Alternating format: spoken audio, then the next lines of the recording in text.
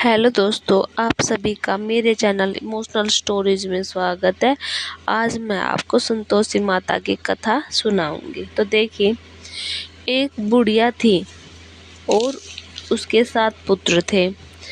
6 कमाने वाले थे, एक निकम्मा था। बुढ़िया माँ 6 पुत्रों की रसोई बनाती, भोजन कराती और पीछे से जो कुछ बचता वो 7वें को दे देती थी बचा कुचा। परंतु वह बड़ा भोला भाला था, मन में कुछ विचार न करता था। एक दिन अपनी बहू से बोला, देखो मेरी माता का मुझ पर कितना प्यार है। वह बोली, क्यों नहीं, सबका झूठा बचा हुआ तुमको खिलाती है। वह बोला, भला ऐसा भी कहीं हो सकता है? मैं जब तक आंखों से न देखूं मान नहीं सकता। बहू ने हंसकर कहा, तुम देख लोगे तब तो मानोगे। कुछ दिन बाद बड़ा त्योहार आया। घर में 7 प्रकार के पकवान बनाए।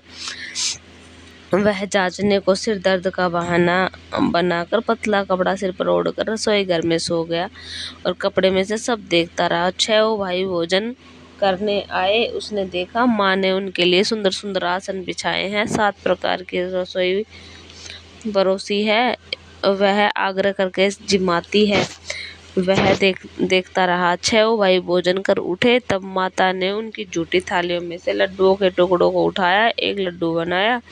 जूठन साफ कर बुढ़िया माँ ने पुकारा, उठो बेटा, 6 भाई भोजन कर गए, अब तू ही बाकी है, उठ न, कब खाएगा? वह कहने लगा, माँ मुझे भोजन नहीं करना, मैं परदेश जा रहा हूँ। माता ने कहा, कल जाता हो तो आज ही चला जा। वह बोला, हाँ हाँ आज ही जा रहा हूँ। यह कहकर वह घर से निकल गया। चलते समय बहू की याद आई। वह गौशाला में कपड़े नहीं, कंडे थाप रही थी। वहीं जाकर उनसे बोला, हम जावें परदेश को आवेंगे कुछ काल, तुम रहियो संतोष से धर्म आपनो पाल। वह बोली, जाओ पिया आनंद से हम हूँ सोच हटाए, राम भरोसे हम रहे, ईश्वर तुम्हें सहाय। देख निशानी आपनी देख धरू में धीर, सुधी हमरी मति विसारियो, रखियो मन गंभीर। वह बोला, मेरे पास तो कुछ नहीं, यह अंगूठी है सो ले और अपनी कुछ निशानी मुझे दे।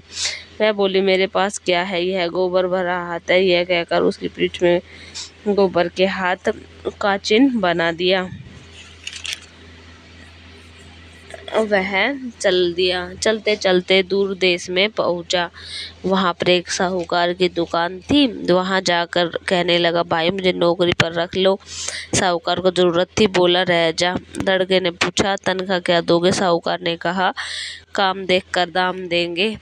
साहूकार की नौकरी मिली। वह सवेरे 7 बजे से रात तक नौकरी बजाने लगा। कुछ दिनों में दुकान का सारा लेन देन, हिसाब किताब, ग्राहकों को माल बेचना, सारा काम करने लगा। साहूकार के 8-10 नौकर थे। वे सब चक्कर खाने लगे कि यह तो बड़ा होशियार बन गया है।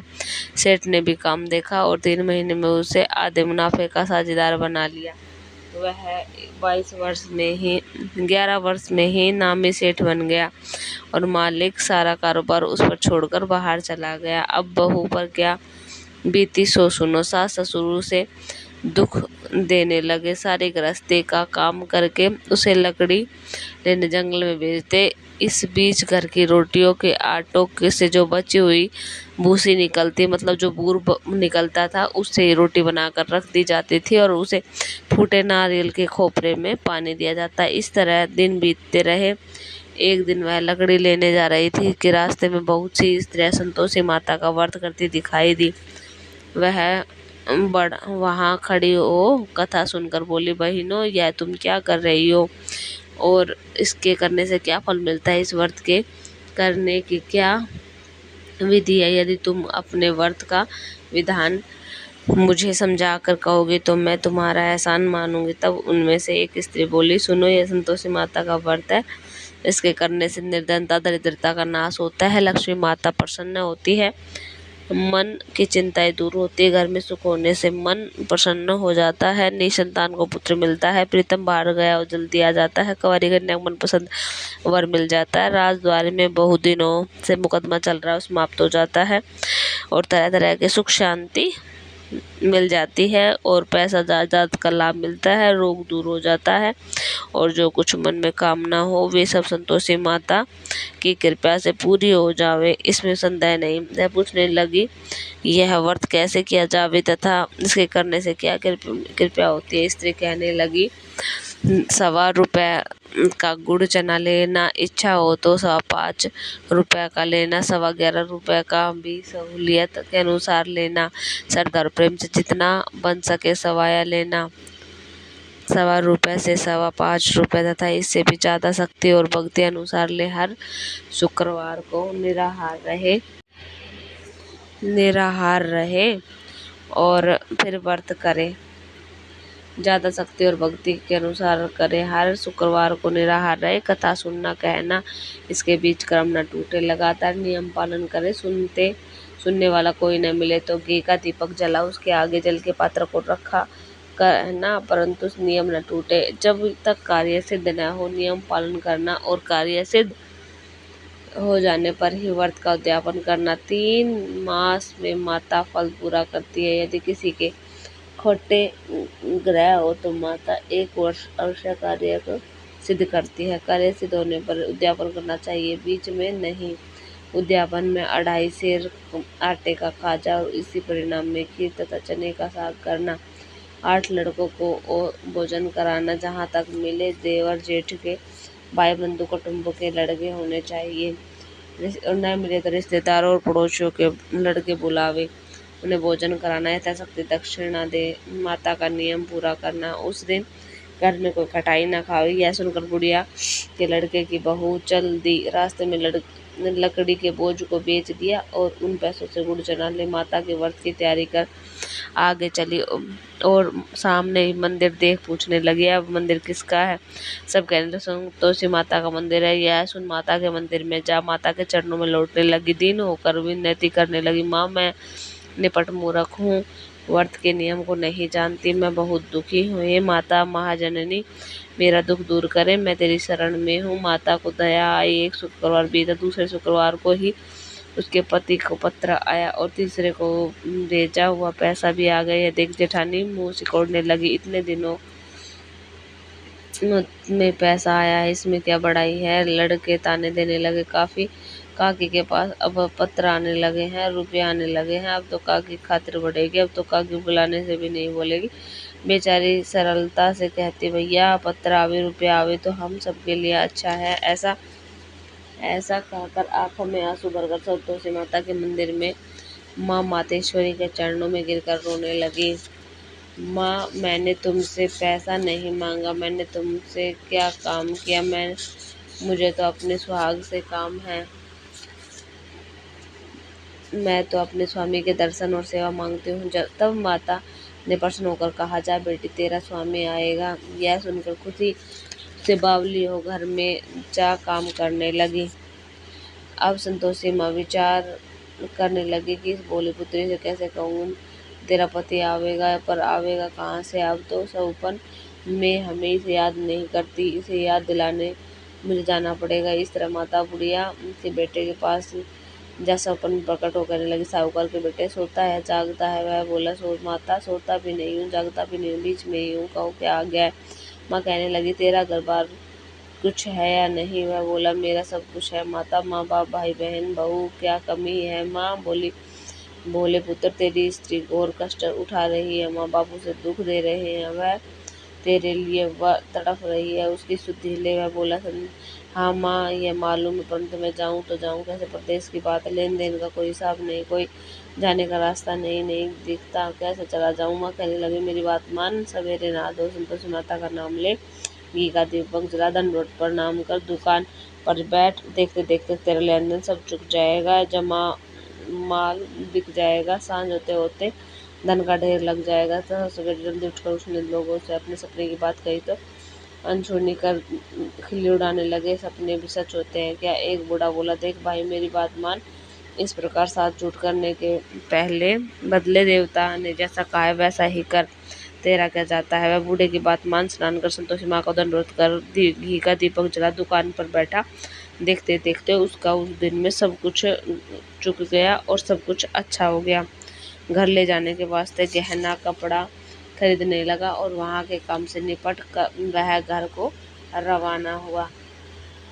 वहाँ बहू बेचारी जंगल में लकड़ी लेने जाती, लौटते वक्त माँ के मंदिर पर विश्राम करती। वह तो उसका रोजाना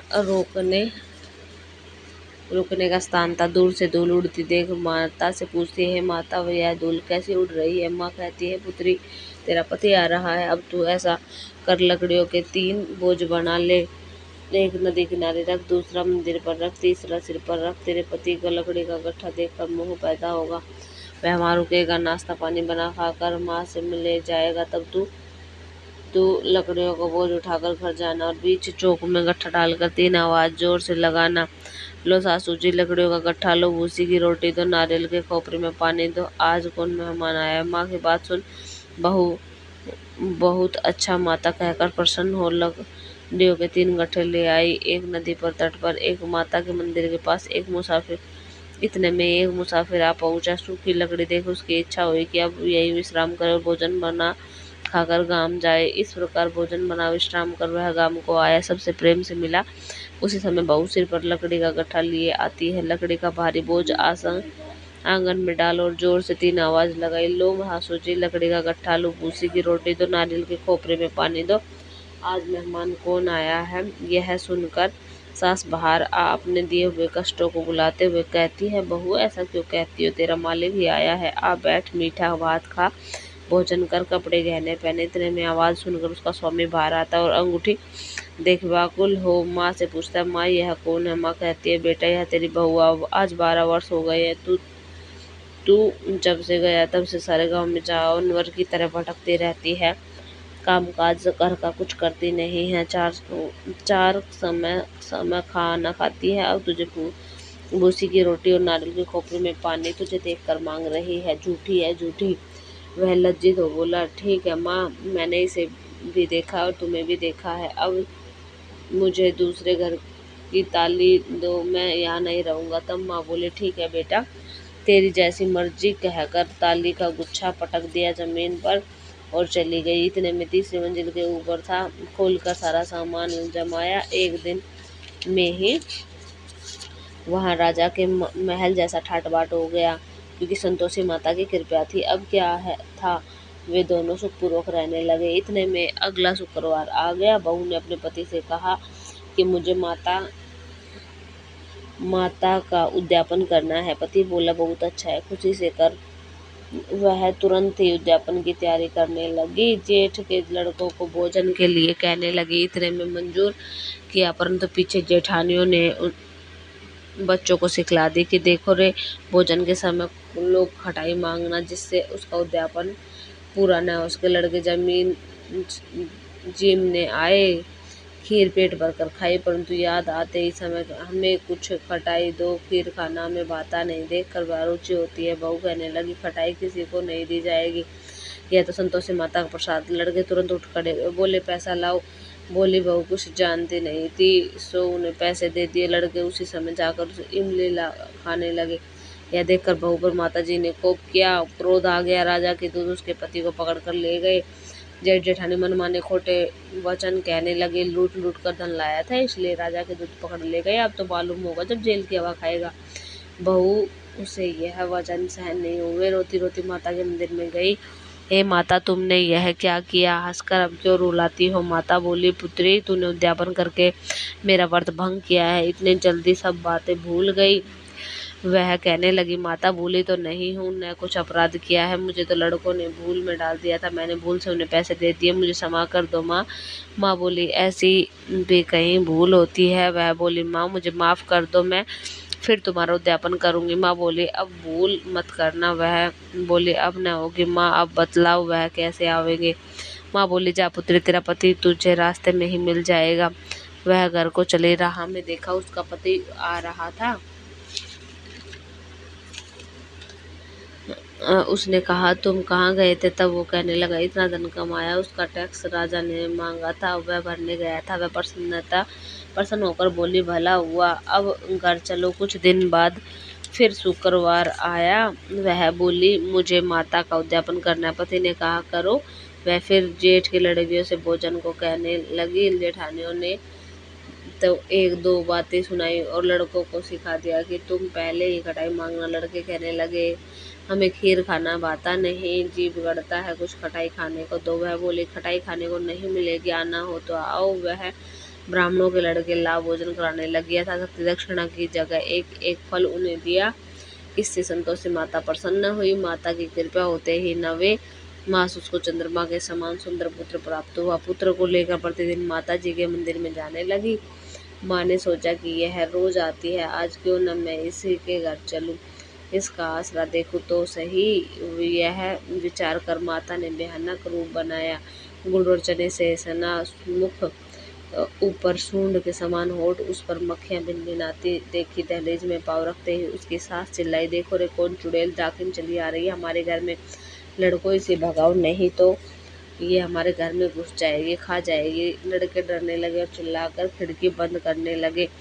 बहू रोशनदान में देख रही थी, प्रसन्नता से पगली होकर चिल्लाने लगी, आज मेरी माता जी मेरे घर आई है। यह कहकर बच्चे को दूध से खिलाने चटाती है। इतने में सास को क्रोध फूट पड़ा। बोली, रांड, इसे देखकर कैसी उतावली हुई है, जो बच्चे को पटक दिया है। इतने में माँ के प्रताप से जहाँ देखो वहीं लड़के ही लड़के नजर आने लगे। वह बोली, माँ जी, मैं जिसका व्रत करती हूँ वही संतोषी माता हमारे घर आई है। इतना कह झट से सारे घर के किवाड़ खोल देती है।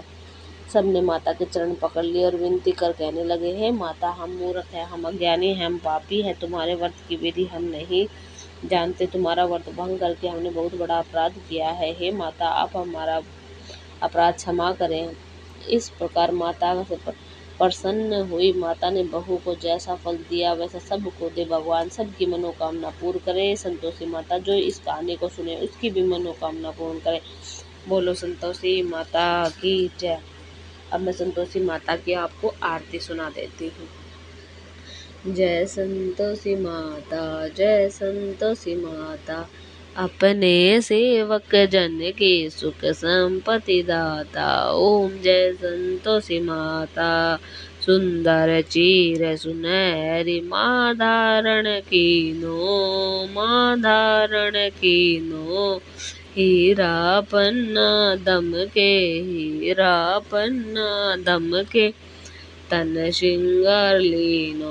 ओम जय माँ संतोषी, गैरू लाल छटा छवि बदन कमल सो, मैया बदन कमल सोए। मंद हसत करुणामयी तिरुभुवन मोए। ओम जय संतोषी माता, शरण सिंहासन बैठी, चवर डूरे प्यारे, चवर डूरे प्यारे।